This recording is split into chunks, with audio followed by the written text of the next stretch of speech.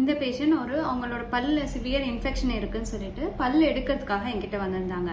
இவங்களுக்கு ஏதாவது medical history இருக்கா அப்படின்னு கேட்கும் போது அவங்க எதுவுமே இல்லை, அவங்க நார்மலாக இருக்கு அப்படின்னு சொன்னாங்க.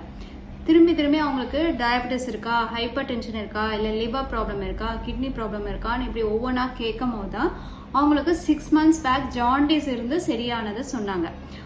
நிறைய பேஷண்ட்ஸ் என்ன நினைக்கிறாங்கன்னா, சிஸ்டமிக் கண்டிஷன்ஸை பற்றி டென்டிஸ்ட் கிட்ட சொல்ல வேண்டாம், பல்லு தானே எடுக்க போகிறோம், இதனால எந்த ப்ராப்ளமும் இல்லை அப்படின்னு நினைக்கிறாங்க. இப்போ ஜாண்டிஸ் வந்தால் உங்களுக்கு லிவர் அஃபெக்ட் ஆகிருக்கும். நிறைய ரீசனால உங்களுக்கு ஜாண்டிஸ் வரலாம். உங்களுக்கு ஜாண்டிஸ் இன்ஃபெக்ஷனால வந்ததுன்னா உங்களுக்கு லிவர் எஃபெக்ட் ஆகி ஹெப்படைட்டிஸ்ங்கிற ப்ராப்ளம் இருக்கலாம்.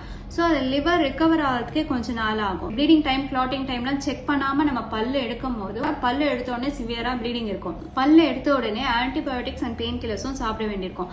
இதுவும் சில நேரம் சில மெடிகேஷன்ஸ் லிவரில் தான் மெட்டபாலைஸ் ஆக வேண்டியிருக்கும். இதை பற்றி உங்களோட ஜென்ரல் மெடிக்கல் கண்டிஷனை பற்றி உங்கள் டென்டிஸ்ட் கிட்ட முதல்ல இன்ஃபார்ம் பண்ணியிருந்தீங்கன்னா உங்களோட ப்ளீடிங் டைம், கிளாட்டிங் டைம்லாம் கரெக்டாக இருக்கான்னு செக் பண்ணிட்டு பல் எடுக்கும் போது உங்களுக்கு ப்ளீடிங்கும் நார்மலாக இருக்கும். கூடவே அவங்க லிவருக்கு சேஃபான ஆன்டிபயோட்டிக்ஸ் அண்ட் பெயின் கில்லர்ஸ் கொடுப்பாங்க. இனிமே உங்கள் டென்டிஸ்ட் கிட்ட நீங்கள் எந்த ப்ராப்ளம்காக போனாலும் உங்களோட ஜென்ரல் மெடிக்கல் கண்டிஷனை பற்றி முதல்ல இன்ஃபார்ம் பண்ணிடுங்க.